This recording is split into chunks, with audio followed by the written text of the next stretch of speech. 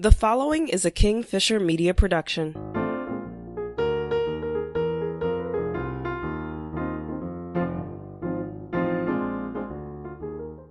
We believe that all of us have more in common than we have in conflict. Us versus them and me versus you won't take us as far as looking at each other and thinking, this is what I like about you. I'm your host, AC Fisher. And I'm Alexis Erlin.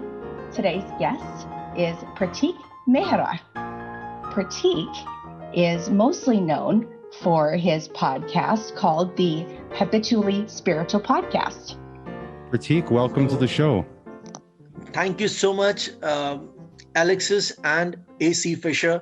I would like to just introduce myself as a programming head. I work in a radio station also in Radio City, Lucknow, and I work as programming head there. Apart from that, I have my podcast called Habitually Spiritual, where I have a habit of connecting everything with spirituality. And I'm over here with two wonderful people who already have podcasts in their name, by the name rather.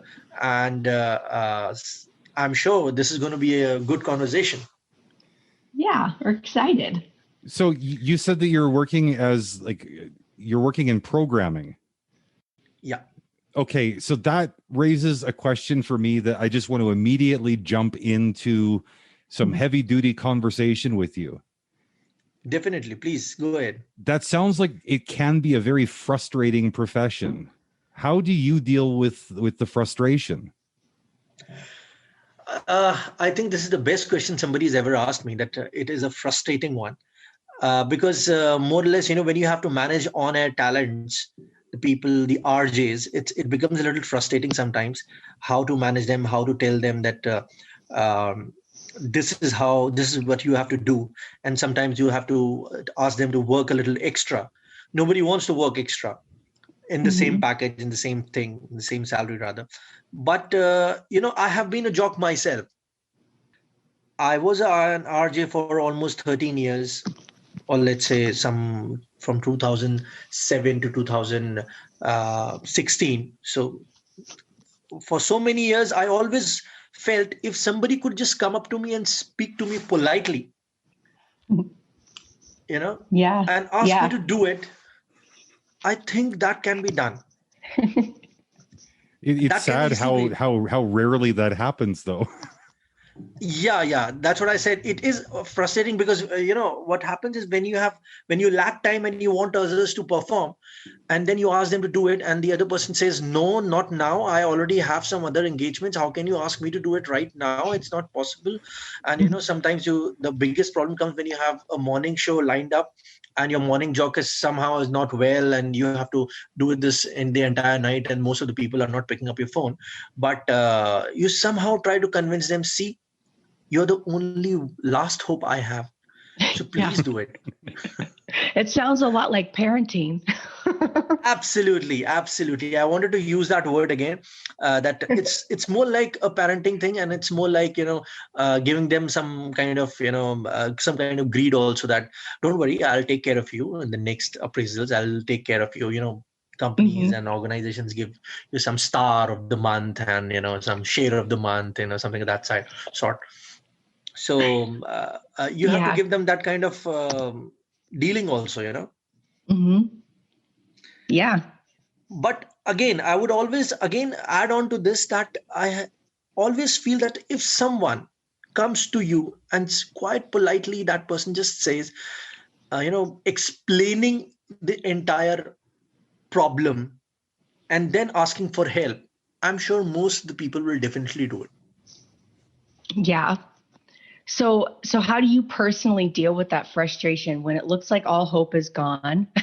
When you're trying to do this, how do you cope when you realize that your control of the situation is limited? I take time first. And I always put myself into the other person's shoes. I feel, okay, what if I was in that person's place and if I was supposed to be approached, how would I want to be convinced? Yeah. I like that spin on it. How would I be convinced? How would you convince me to do something? Exactly. So if I used to do the morning show, I remember, and suddenly you have to continue with the next show again. So I always wanted all my programming head should come up and say, ki, yeah, I'm stuck up and I would always want ki, I don't have any other choice. And can you just continue? So probably I would have done it. So I say the same, I apply the same logic to my team members also. It sounds a lot like you take the approach of treating others the way you would like to be treated. That's what is commonly known as the golden rule. Now, absolutely. This is something that I was actually hoping was going to come up, because I hate the golden rule. I'm in a minority position where I think that it is counterproductive and silly to approach people that way. But then, Fisher, I would like to add on to that. There's a thin line between this. I have a mindset of my own. Okay. And when you approach the other person with a different mindset, you need to also think that probably I would have been convinced with these words, but this person needs to be convinced in a little different way. Right.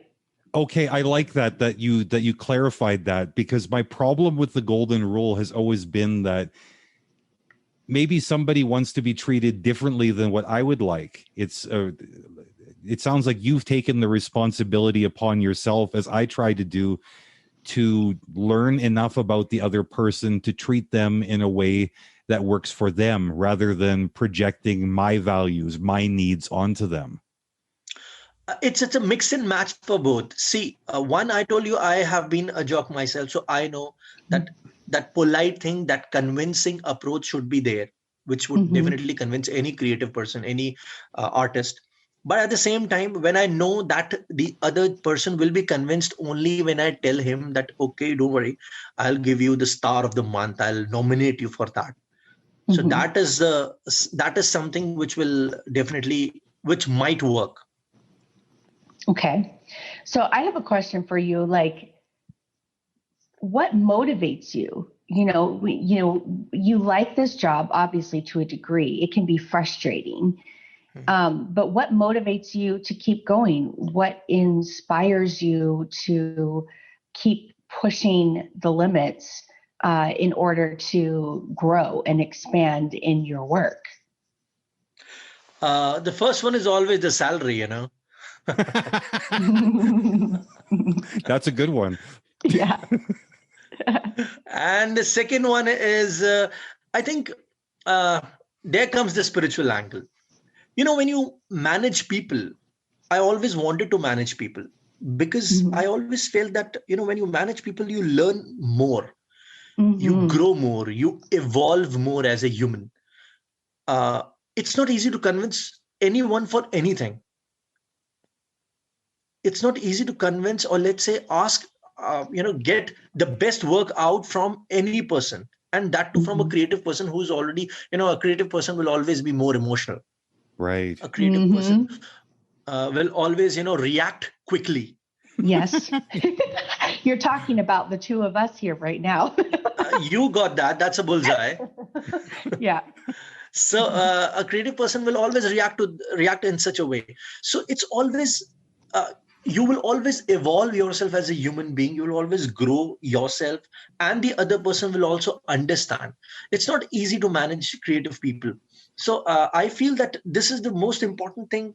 I have always felt that this is motivating, because the more I interact with people, I find, okay, this particular person, or let's say there are people who get convinced, or there are people who react in such a way also. I mean, that's new for me. Yeah. That's new for me most of the times. So that definitely keeps me motivating. Okay. So at some point, I'm sure, like, you deal with these difficult creative people. Some of them must be just impossible to connect with. How do you deal with the resentment or the frustration, or maybe the anger that comes out of that? Like, if there's a situation where somebody maybe has reacted so harshly that they've just been abusive with you, how do you go about forgiving them, and what does forgiveness look like to you? Okay, Fisher, there are two things. One, I always feel that you are abused when you are not respectable.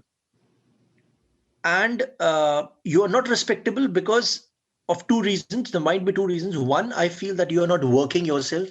The other person feels that he himself doesn't know how to work. How can he teach me?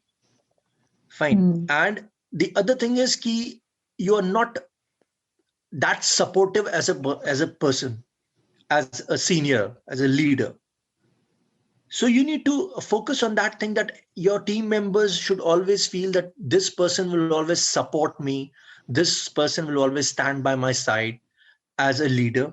First. Second, he knows everything. He knows in and out of the business, and you can never fool him.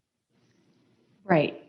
So I So, have a kind of question. I don't mean to interrupt, but no, no, you said definitely. something that is so obvious. Hmm. Like when someone attacks you or says something mean, it is actually possible that we did something wrong. I feel like so many people forget that into the equation, that they forget that it's possible they are not pulling their weight, that they're not being supportive, and that is why this other person is so frustrated, because they feel you're not doing your part. Is that what Hmm. you're trying to say? Thank you for listening to What I Like About You. Please remember to like, follow, and share.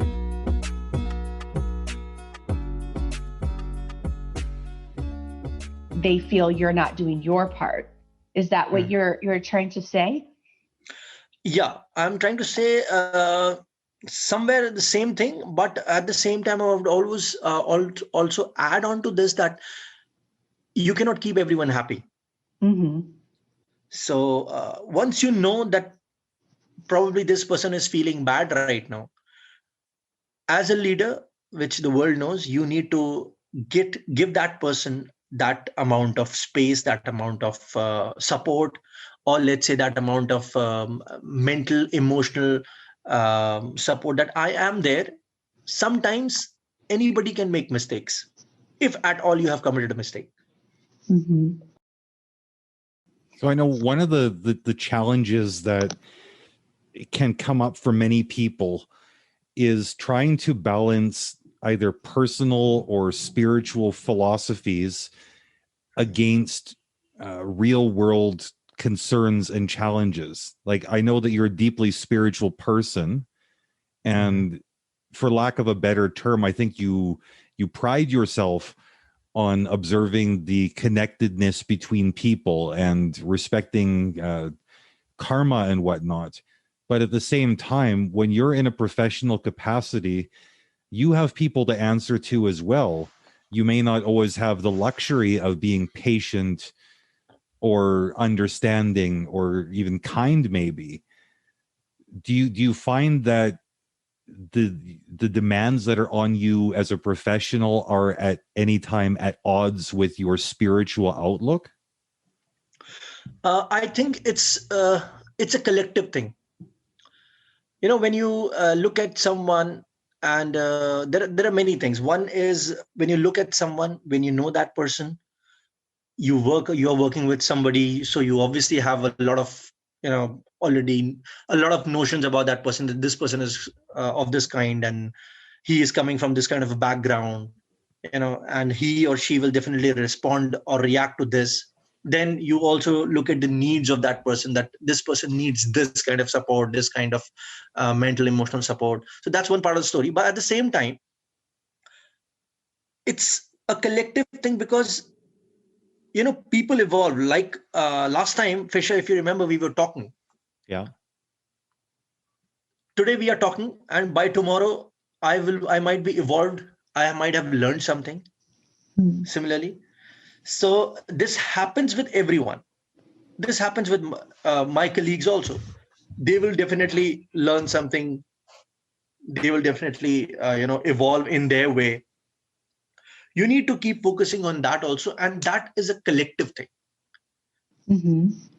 What I mean to say is that spirituality connect has to be there, and without that you can never convince anyone. So it sounds like the spirituality is actually very compatible then with your professional demands. Definitely. It is compatible with everyone, I must say. Okay, I find that a little surprising. I love that answer. Thank you. Yeah. I personally feel so. If you can connect, I'm sure you guys are working together. There is definitely a connect between Fisher and Alexis. And there are many more things which today, I don't know how long you've been working together, but in the beginning, there might have been some, problems in connecting or understanding what Fisher needs and similarly what Alexis needs. And then slowly and steadily, you might have connected with each other. You might have known each other. So the style of, connecting, the style of working, and at the same time, that kind of connect, which is getting deeper between you guys while working, that also helps. No, you're talking about something that's very true. When you're in relationships with people, sometimes you go through periods of extreme connect and also periods of disconnect. And Absolutely. Right. So I guess I have a question. What do you do when you have times like that where you feel like you are disconnected from someone who is very close to you? I feel sad and disappointed. Yeah. And it takes time. See, again, I'm also working in the same creative industry. So I'm equally emotional. I'm equally, I'm same kind of person who can, feel bad by very small things sometimes. But that is where the spirituality comes into the picture. I feel I keep, telling myself that this is more, I'm feeling bad because probably I'm not able to understand the other person, and the other person is not trying to understand me. That is where you grow up. That is where you evolve yourself. You have to come out of your so-called ego, what we say. You have to be a human. Because as a leader, I can any day say, okay, you have to do this. I'm not asking you. You have to do this. Yeah. But at the same time, as a leader, I don't think that you should ever get your ego in between. You can just say that politely also. You can, it happens, however, both the things keep on happening when you first tell them that it has to happen this way. But then you realize that probably I was wrong. I shouldn't have said that. So you always have a chance to correct yourself. You can call that person again. I might have been a little rude to you, but I want this to happen and I have no other options than doing this. So if you have done something wrong, obviously I'll feel bad. I feel sad when people do not connect with me. And this is how you learn. The other people also realize, that, okay, what he meant was not this. What he meant was this, and it came out like this. Right. Yeah. I've had lots of discussions like that where you're having to kind of explain what you said. Explain, that there's a lot of that. I think misunderstanding can easily happen. I think it again goes to the last episode which I had with Fisher, where he was saying that communication is very important. In relationships. We were talking about relationships last time, and Fisher said this. So I would like to quote the same thing, that communication is very important. You need to be clear in your speech, in your words, that this is what is expected, and this is what I wanted, and this is what I said. And you learn. You can change your vocabulary any day. Well, like the communication, and more specifically, what makes effective communication, is something that I've spent a lot of time thinking about, especially since our last conversation, Prateek.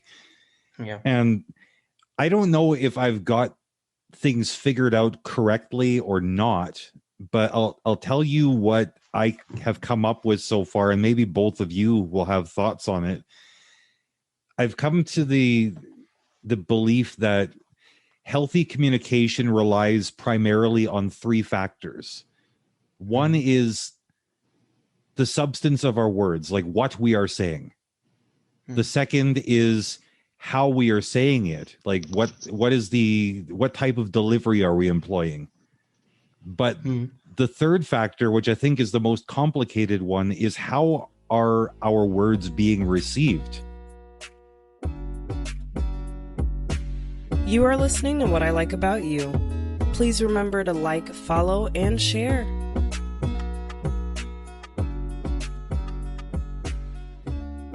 The third factor, which I think is the most complicated one, is how are our words being received. Absolutely correct. But I would like to add on to this. Where I go for meditation, we also, there's a kind of meditation where we begin with gibberish. I hope you understand what gibberish is. Yeah. So my master says that no language is the real language. And actually, human beings do not need any language. Today, while we are talking to each other, I don't know whether you're feeling this or not, but I definitely have this feeling that there is definitely a connect by now. We started, there was some, in the beginning, we tried to connect, and now there's a good connection between all three of us, and we all are into the conversation, right? Yeah. At this point of time, even if I stop speaking, you switch on your video for that matter, and we just sit quietly, there still will be many communications. You agree? Yeah. Absolutely. Yeah. So I think this is the real communication. Even forget about the video part. You switch off your video, we don't speak anything. Still, there'll be lots and lots of communication which will happen. You agree? No, I do agree. And I don't know, I want to give Alexis a chance to share her thoughts on this, but from what you're telling me, I'm realizing there's so much truth in this, and I think maybe I've overcomplicated my understanding of effective communication. No, whatever you have said is something which is a tip of an iceberg, but the deeper, the iceberg is far deeper beneath the waters, right? So I'm talking about which is beneath the waters. I'm talking about the connect, and whatever you said is absolutely correct. Now, no iceberg is complete, or let's say you cannot see an iceberg unless you see the entire iceberg from top to bottom. Right. Alexis, what do you think about this? I don't know. It's one of those things that I feel has a lot of depth, but it's also very simple. Like I saw once they did this experiment where they sat down two people who didn't know each other, complete strangers, sat them down in front of each other and just had them look at each other. No talking, no gestures, just looking. And it really surprised me with how much these people communicated without saying a single word to each other. And they still don't even exactly know what they communicated, but they left feeling like they had communicated something, and they left feeling like they had a better understanding of other humans, even though not a single word was spoken. I found that very fascinating. And I don't know how it corresponds here, but communication is so strange because it's like, I feel like there's so many different elements to that, and there's so much room for misunderstanding. I think Fisher can definitely understand. He's hopelessly romantic, if I'm right? Yes. I think anybody who has in his bio. Yeah. Anybody who has ever fallen in love can definitely understand this entire concept. What do you say, Fisher? I think that Alexis would be the perfect woman to ask about this. Okay. Because for those people who don't know, I am very much in love with her. Awesome. What better than that? So you both can easily understand what I mean to say. Yes. Yeah. I'm the odd man out, that means. Well, I don't know. Maybe we should invite your wife next time, and then we can all communicate in a more balanced way. Oh, wow. That'll be great. Yeah. So that leads me to a, kind of a fun question. Like, what is love to you? Like, what is it? What does that mean to you? Oh, that means everything to me, I must say. I recently had Mr. Fisher in my interview, and from then, oh my God, I've learned lots. So, okay. I think I've already said this in my entire podcast. I keep on talking about this thing. I feel love is everything. Everyone is connected with that one thread called love. Uh, Anywhere or whosoever you get that connect with your concepts and the other person's concept, they match up. I think there that's the point where you feel that this is love. But slowly and steadily, you might go together. You might feel that, okay, probably the concepts are changing, or probably if you both of these people are evolving together, growing together, and learning together what love is. Because just like evolution, love also grows, and it is dimensionless. It is directionless. It can grow any way. I like Fine. that. So I yeah. like that, So what you said about it being directionless and that it can grow anywhere. yeah. So relationships, sometimes they do break, and I feel they break only because the directions are different. The directions become different, but that does not mean that love thing has gone forever. That can never happen. That connect will always be there. So once you grow, once you evolve, you keep on different dimensions, different directions, and the both the parties should understand, okay, this person is now going into the different direction. If the other party is ready to connect with that, or just stay with that person in that direction as well, you keep going together. Otherwise, the connection might, people call it that connection breaks, but I call it the direction has just changed. That's it. Right. So should one have to feel like they have to hold on to all of this guilt because their love has changed direction or their relationship has changed? What would you say to someone who is experiencing a relationship that is changed so much where they lose much of their familiar connection? Okay, so I think guilt is the wrong word over here. You feel disappointed. Yeah. Fine. Guilt comes only when you feel that you have been used. Guilt comes when you feel that I have used the other person. Otherwise, there's only one thing that will come into your mind, and that's disappointment. That's sadness. And, if you have actually loved someone, Alexis, I don't feel you'll ever feel guilt. You'll ever feel disappointed or sad even. What happens is, I personally feel that people do not actually love the other person. They do not understand the entire concept of love. Yeah, like for example, does love always feel good? When is it supposed to feel good when someone loves you? Like that's a hard question, I think. And sorry, go ahead. AC, do you have anything that did you want to jump in? Yeah, I found it interesting what you were saying, Prateek, about how guilt is the wrong word, that it's more a case of disappointment. It reminded me of something that somebody had told me many years ago, which is that expectations lead to disappointments. Do you think when we're experiencing a love connection with another person, that it is fair to have expectations of them? Definitely. I feel that if you are in love, you definitely will have expectations. You cannot subside that. That will definitely be there. That is a part of love. Expecting something in return from the person you love is very much there. But what disappointment I'm talking about is Fisher, you know what? When you love someone, expectations are one part of the story. But then the bigger thing is key by the during that time, during while the time you have spent together, have you actually spent the entire time with that person, that time which you wanted or the other person wanted?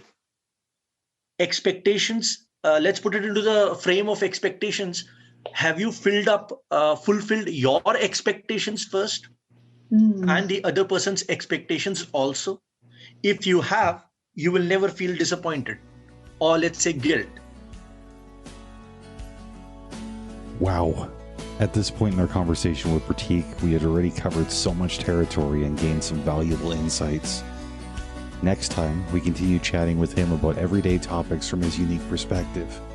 Trust me, you do not want to miss any of it.